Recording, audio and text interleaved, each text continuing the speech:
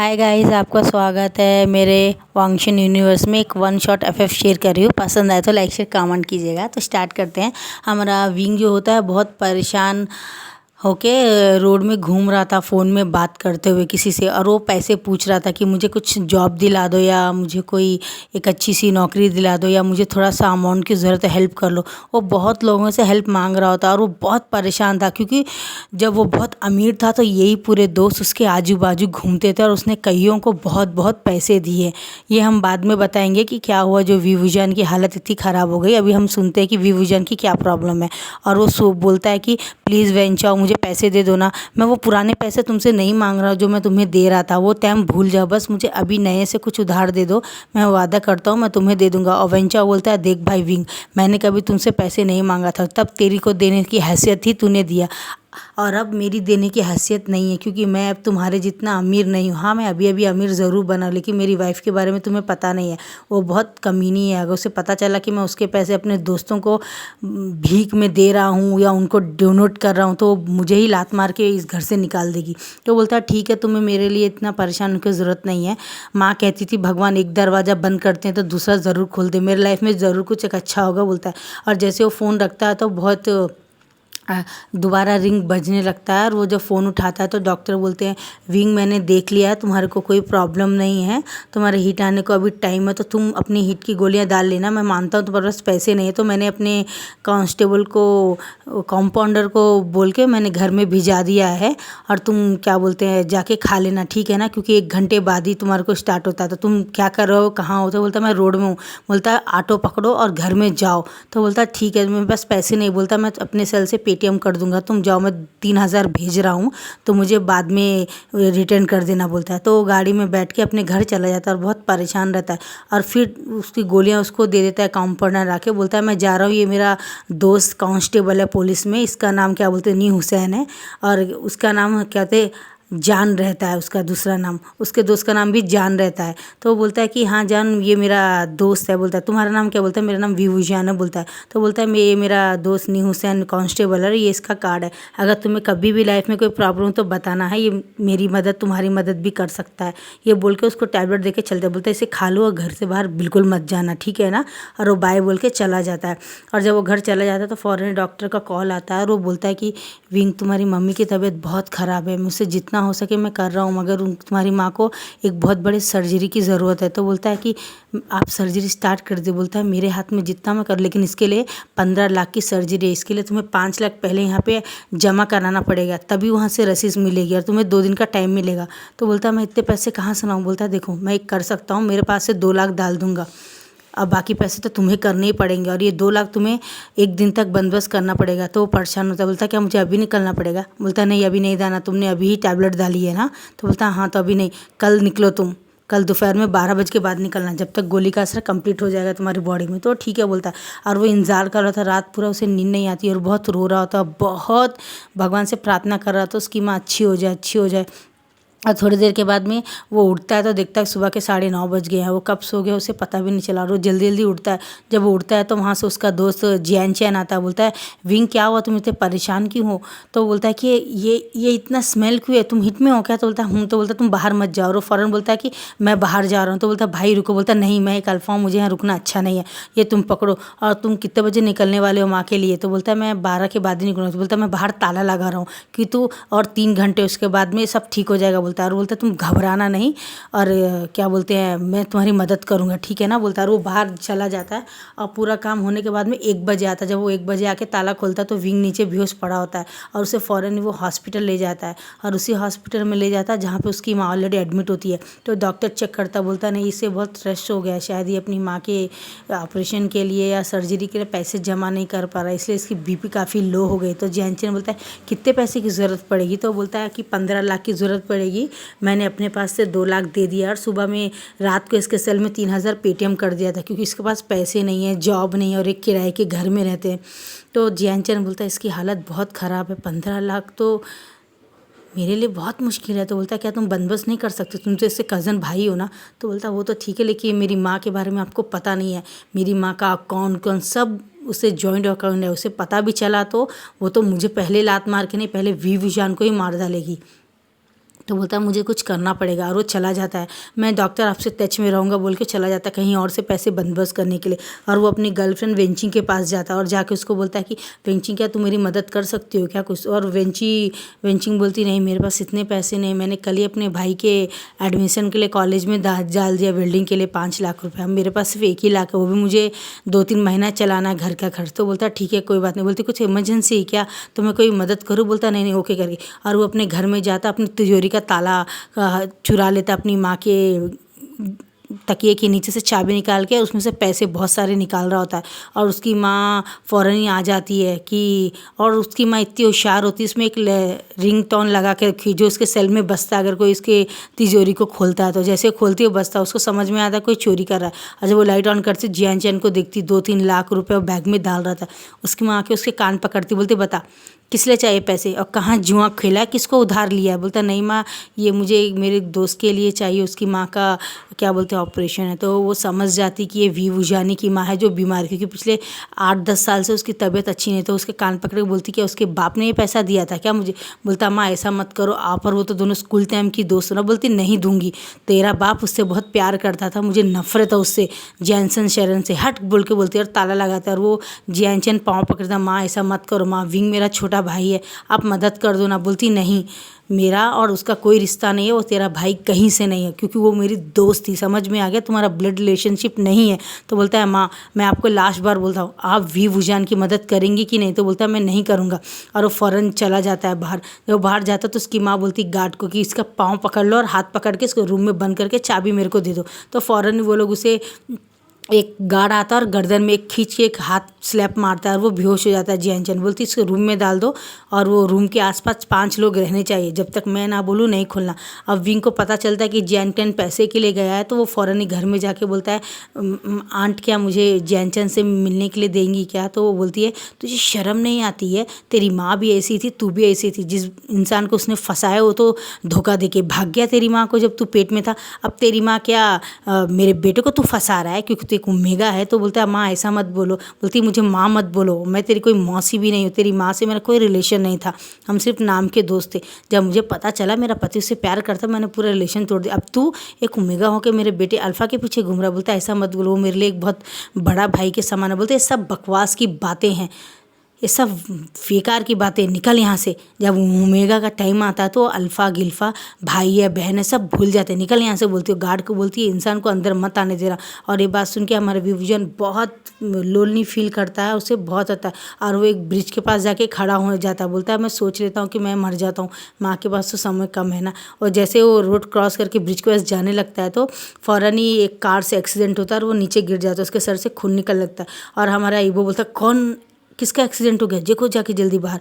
और जब हमारा शुयांग भाग के आता उठाता, बोलता है सर किसी का एक्सीडेंट हो गया। बोलता है हॉस्पिटल में लेके जाओ, और उसे हॉस्पिटल लेके जाते हैं। और वो हॉस्पिटल लेके जाने के बाद में वो डॉक्टर को बोलता है कि डॉक्टर क्या हुआ इसे, क्या ये ठीक है क्या। बोलता है, और वो बोलता है नहीं इनके सर में चोट लगी है, थोड़ी देर के बाद इन्हें होश आ जाएगा। बोलता है, और ये शुयांग बोलता है सर आप इसे देखिए, और ये 10,000 रुपये दे के बोलता है कि मैं अपने बॉस को उनके ऑफिस में छोड़ के आता हूँ, ये मेरा कार्ड है, मुझे कॉल कीजिएगा। बोलता है अब यहाँ से स्टार्ट होता है कि हमारा शुयांग को एक झापड़ मारता है। बोलता है कि क्या है ये। बोलता है, तो बोलता है क्या हुआ बॉस। बोलता है ये इसका नाम वी भुजान, इसे पहचानते हो। तो बोलता है जी बॉस इसी का एक्सीडेंट हुआ था। तो बोलता कब हुआ था। बोलता है 1.5 साल पहले हुआ था। 1.5 साल पहले हुआ था, तुमने कितना पैसा देकर आया था हॉस्पिटल। बोलता है मैं सिर्फ 10,000 ही दिया था, और फिर उसके बाद तुमने देखा नहीं क्या हुआ क्या नहीं हुआ। तो वो बोलता है कि सर आप इन्हें मत मारिए, इन्होंने तो मेरी मदद की थी, मुझे बस सिर्फ आपसे एक छोटी सी मदद चाहिए। तो बोलता है क्या चाहिए तुम्हें मुझसे। शुयांग तुम जाओ। बोलता है, अरे बोलता है कुछ नहीं, आप मुझे 15 लाख दे दीजिए मेरी माँ के लिए, ये अगर 2-3 महीनों में मेरी माँ का सर्जरी नहीं हुआ तो मेरी माँ मर जाएगी। और उसे पाँव पकड़ता है ईवो के। तो ईवो बोलता है पहले तुम खड़े हो जाओ। बोलता है, और वॉशरूम में जाके फ्रेश होके आ जाओ, यानी तुम अपने मुंह को धोकर आ जाओ, तुम काफ़ी मेसी लग रहे हो। तो जाता है और वो चेंज हो जाता है। जैसे वो आने वाला होता तो हमारा ईवो एक उसके क्लॉथ दे देता उसको अपने साइज़ का, लेकिन वो थोड़ा सा बड़ा रहता है हमारे विंग को। वो बोलता है ये पहन के आओ, तुम काफ़ी मेसी और वो कपड़े वहीं पर छोड़ दो। बोलता है, तो ये पूरी तरह से फ्रेश होके आता है तो इसे कॉफ़ी कॉफ़ी देता है और उसे बोलता है वहाँ बैठ जाओ, और वो जब बैठ जाता है तो बोलता है अब फ्री हो जाओ और जो तुम्हारी प्रॉब्लम उसे शेयर करो बोलता है। तो बोलता है कि ऐसा ऐसा प्रॉब्लम है। तो बोलता है ठीक है, मैं 15 लाख तुम्हें तो दे तो दूंगा, लेकिन कुछ गारंटी भी तो होनी चाहिए ना। तो बोलता है कि क्या बात है। तो अचानक उस सेल में कॉल आता है और उस युवांग बोलता है सर आपकी बॉयफ्रेंड बनने के लिए या गर्लफ्रेंड बनने के लिए कोई भी तैयार नहीं हो रखा, आप काफ़ी रूड पर्सन है और आपका दिमाग भी हमेशा सरकता रहता है और आप हमेशा गुस्से में रहते हैं। तो बोलता है क्या बकवास है ये करके बोलता है मेरे पास इतने सारे पैसे, लेकिन मेरे को ना बॉयफ्रेंड बनना चाहता है ना गर्लफ्रेंड बनना चाहता है। ये बात सुन के उसे बहुत गुस्सा आता है और वो खिड़की में जाके हाथ को मारता है। तो विंग को एक आइडिया आता है, बोलता है इसको पैसा ना भी ना देना पड़े। तो बोलता है सर मैं आपसे कुछ कह सकता हूँ क्या। तो बोलता है बोलो। बोलता है सर अगर आपका मैं बॉयफ्रेंड बन जाऊँ तो आपको कोई प्रॉब्लम है क्या। बोलता है कि क्या तुम ओमेगा हो क्या। तो बोलता है बोलता है। तो बोलता है ठीक है, लेकिन 3 महीने की हमारा कॉन्ट्रैक्ट रहेगा और मैं तुमसे शादी भी कर लूँगा, लेकिन ये एक फेक शादी रहेगी, मुझसे कोई उम्मीद मत रखना, हमारे प्रॉपर्टी में कोई हक भी मत मानना। तो शुयांग को बोलता है एक पेपर तैयार करो और ये दोनों रजिस्टर मैरिज कर लेते हैं। मगर ईवो के लिए ये मैरिज फेक रहती है, लेकिन विंग के लिए सच रहती है। वो दिल से ही इसे अपना हस्बैंड मानता है, क्योंकि पूरे रीति रिवाज से ही शादी हुई होती है ना। तो वो शादी के 2 दिन के बाद में जब वो घर में आता है तो उसको बोलता है मुझसे कोई उम्मीद नहीं करना, मैंने कहा था ना 15 लाख मैंने तुम्हारी माँ की सर्जरी के लिए दे दिया है, जाओ शुयांग तुम्हें ले जाएगा बोलता है। और ये लो तुम्हारा मैरिज का जो कार्ड है फेक कार्ड, अगर आज या कल तुम मेरी मदर के ग्रैंड मदर के पास में जाएंगे और अगर उन्होंने पूछा तो तुम ये कार्ड दिखा सकते हो, तुम्हें पता है ना इसका मतलब हम मैरिड है। तो बोलता है बोलता है और उसको दे देता है और बोलता है तुम अच्छे से तैयार हो जा शुयांग, इसको शॉपिंग करा देना। बोलता है ये मेरा ब्लैक कार्ड है और ये आज से तुम अपने पास ही रखो, इसमें 2 करोड़ तक है, तुम कुछ भी शॉपिंग कर सकते हो, ठीक है ना। बोलता है तो ठीक है बोलता है और शुयांग उसको लेके जाके पूरे अच्छे अच्छे क्लॉथ दिखा देता है और उसको बोलता है इसकी माँ से मिला के फ़ौरन लाना, शाम में हमें एक पार्टी में जाना है। और वो ठीक है बोलता है और थोड़ी देर के बाद में उसकी माँ उसको बोलती है कि मेरा बेटा तो पूरा एक राजकुमार लग रहा है, रॉयल राजकुमार लग रहा है, तुम इतने सुंदर हो गए बेटा, मुझे पता ही नहीं था। और उसकी माँ जब उठती बोलता नहीं मदर आप लेट ही रहिए, आपकी तबीयत ख़राब हो जाएगी। तो बोलता है हाँ ठीक है बेटा तुम मेरी फ़िक्र मत करो, लेकिन इतने पैसे तुम्हारे पास कहाँ से आए बेटा, क्या तुमने कुछ गलत काम तो नहीं किया ना, तुमने कुछ। तो बोलता है नहीं मदर ऐसा कुछ नहीं, मैंने ना अपने आप को सेल किया ना मैं किसी के साथ में वन नाइट स्टैंड किया ना, कुछ भी नहीं किया माँ। एक इंसान के कार के पास में आ गया था, उसने मुझे उधार पे दिए क्योंकि उसकी कार से देखिए ना मुझे चोट लगी, पट्टी बंधी है ना। तो बोलती है हाँ बेटा अपना ख्याल रखना। बोलता माँ मैं जाता हूँ, मुझे एक कॉल आया, मुझे एक पार्टी को अटेंड करना, मैं एक वर्क कर रहा हूँ, आप फिक्र मत कीजिए, मैं आता रहूँगा। ये आपके लिए मैंने सेल खरीदा, इसमें मेरा ही नंबर है, आप मुझे कॉल करके कभी भी बात कर सकती हैं।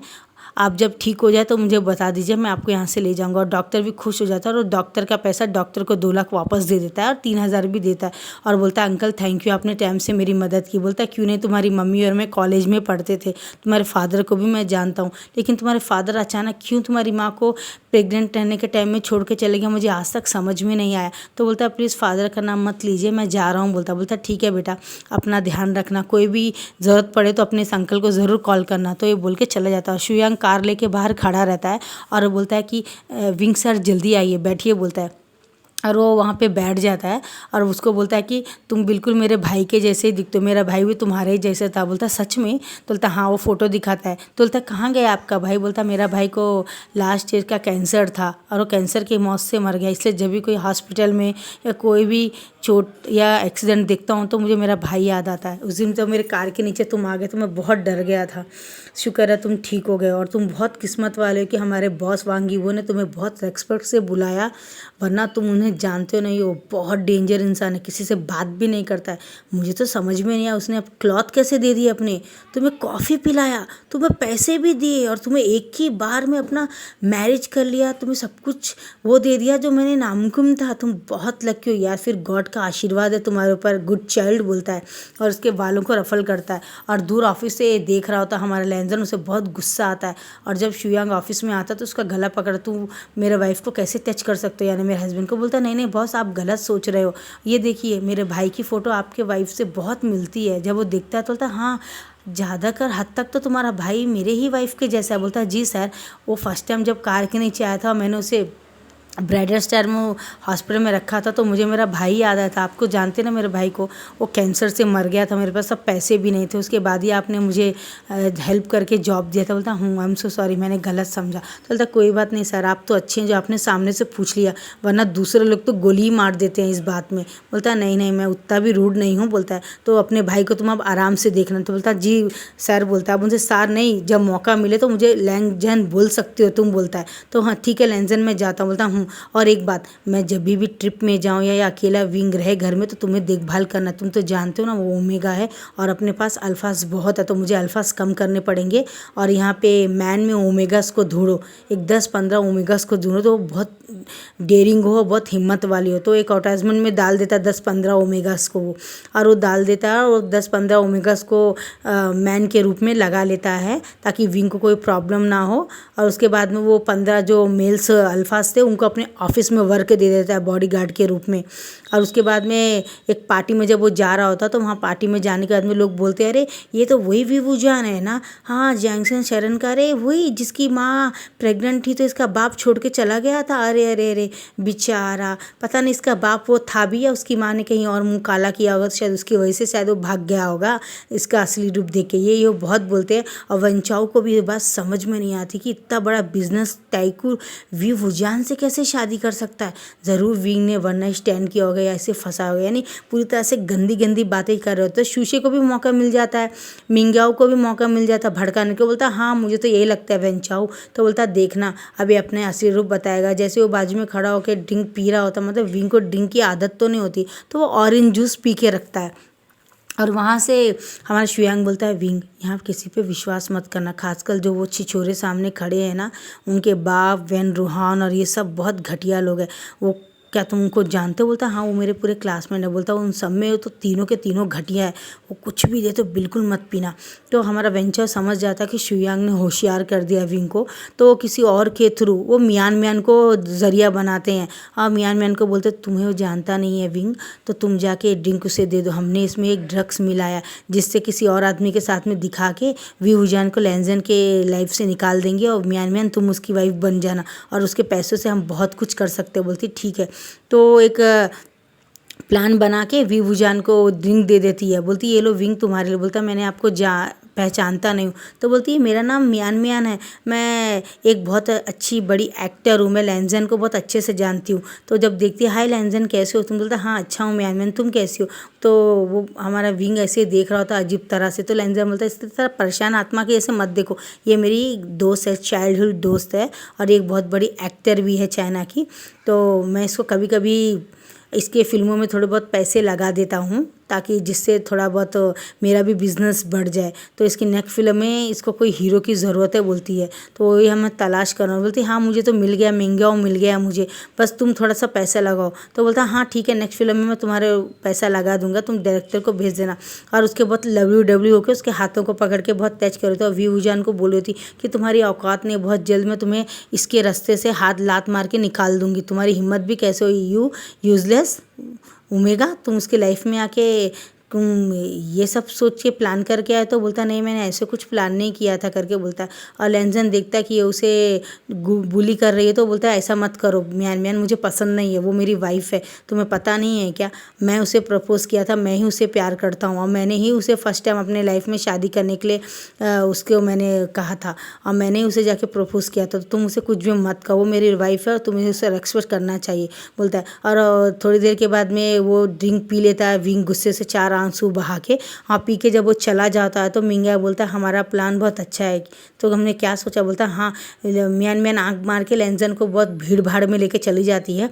और थोड़ी देर में शुयांग को भी हमारा सुशे बिजी कर देता है। विंग को क्या बोलता है एक दूसरे अल्फाओं के साथ में, बोलता है जाओ जाओ इसको रूम में छोड़ के आ जाओ बोलता है। और वो छोड़ के चले जाते हैं और रूम में जाके वो लोग हमारे विंग के साथ ज़बरदस्ती करने की कोशिश करते हैं, उसे बहुत बुरी तरह से मारते हैं। लेकिन थोड़ी देर के बाद में लैंजन बोलता है इतनी सारी भीड़ में मेरी वाइफ कहाँ चली गई, और शुयांग को कॉल करता तो शुयांग भी डिंग करके एकदम पड़ा हुआ था। तो बोलता है इडियट, कहाँ है ये विंग करके पूरी तरह से ढूंढता है। और एक रूम से बहुत सामान फेंकने की और बहुत सारा मारने की और चिल्लाने की आवाज़ आ रही होती है। और जैसे हमारा लेंजर हर रूम को खोल के देखता है और सॉरी सॉरी बोल बोल के सोलता है, बोलता है क्या हो गया, कुछ गलत तो नहीं होगा मेरा वाइफ के साथ। फ़ौरन लास्ट एक रूम में बोलता है गॉड प्लीज़ इसमें मेरी वाइफ मिल जाए। और जब वो देखता है कि दो अल्फ़ा लोग हमारे वी वुजान के कपड़ों को फाड़ रहे होते हैं और उसको बहुत तरह से एक दो मार रहे होते हैं, तो इसे बहुत गुस्सा आता है और वो अपने गार्ड को बुलाता है और बोलता है इनको इतना मारो ये किसी काम के ना रहे। और फ़ौरन विंग के पास जाके अपना जो जैकेट होता है उतार के उसे पहना देता है और विंग इसे गले रख के बहुत रोता है। जब वो देखता है तो विंग के बॉडी में से और विंग के मुंह में से ड्रग की स्मेल आ रही होती है। बोलता है यानी किसी ने मेरे वाइफ को जानबूझ के ह्यूमिलेट करने के लिए ये सब किया है, किसका काम हो सकता है। और वो गार्ड आते हैं, बोलते हैं इनको ले जाओ नीचे डाउन में और इनके दोनों हाथ और इनके पाँव को तोड़ दो ताकि ये किसी काम के रहे, और इनकी ज़ुबान काट दो। और वो लोग लेके चले जाते हैं नीचे और 6 फ्लोर से हाथ पांव तोड़ देते हैं और उनको ऊपर से नीचे फेंक देते हैं। और जब बात वेंचा को पता होती है, मिंगाओ को और सुशे को, तो फ़ौरन दबा के वहाँ से भाग जाते हैं। बोलते हैं हमें 2-3 महीने तक यहाँ नहीं दिखना वरना वांगी हमें ऊपर से फेंकवा देगा, और वो भाग जाते हैं। अब 2 महीने के बाद का बताया जाता है वी वुजान को वॉमिटिंग आती है और वो बहुत उल्टी कर रहा होता है। और तो हमारा लेंजर बोलता है क्या हुआ इसको, तभी वो पूछने वाला होता है तो फ़ोन आ जाता है म्यान का कि मुझे क्या बोलते हैं एक फीमेल ओमेगा की ज़रूरत है, क्या तुम वी वुजान को भेज दो क्या, जिससे वो मेरे साइड रोल कर सके, क्योंकि उसकी पर्सनालिटी काफ़ी सेक्सी है और वो बिल्कुल मेरे जैसा ही दिखता है। तो लेंजन मान लेता है तो भेज देता है। थोड़ी देर के बाद में देखते हैं म्यान बदला ले रही होती है विंग से और बार बार स्विमिंग पूल में कूदने के लिए बोलती है, निकलने के लिए बोलती है, कूदने के लिए बोलती है, निकलने के लिए। ऐसे ही वी वुजान 15 बार करता है और अब उसे आँखों के सामने अंधेरा अंधेरा दिखने लगता है। और जैसे वो पानी में कूदने वाला होता है तो नीचे गिर जाता है वो फ़ौरन ही, उसके सर में चोट लग जाती है। और लेंजन समझ जाता है कि म्यान दोबारा मेरे हस्बैंड को गोली कर रही है और फ़ौरन जाके उसे धक्का देके अपने वाइफ को स्विमिंग पूल से निकाल लेता है। और डॉक्टर को बोलता है आज के बाद में अगर तुमने मुझसे एक पैसे भी मांगा तो मैं तुम्हें डिस्ट्रॉय कर दूंगा, आज के बाद में कोई फिल्म में मैं पैसा ना हो। म्यान तुम भी मेरे घर में कभी मत आना, मेरा तुम्हारा फ्रेंडशिप खत्म आज और इसी वक्त, बोलता है। और विंग को हॉस्पिटल ले जाता है और शुयांग को बोलता है कि जल्दी से ड्रेस लेके आओ मेरे वाइफ का, बोलता है। और वो ड्रेस लेके आने के बाद में वो नर्स को बोलता है इसके क्लॉथ चेंज करो। क्लॉथ चेंज करने के बाद में उसका ब्लड लेते हैं, पूरा टेस्ट करते हैं और बाद में पता चलता है कि हमारा वी वुजान है जो प्रेग्नेंट है। तो ये बात सुन के लेंजन बहुत परेशान हो जाता है, बोलता है हमारा रिलेशनशिप तो अब ख़त्म होने ही वाला है और ये 2 महीने प्रेग्नेंट है तो मैं क्या करूं, बोलता है।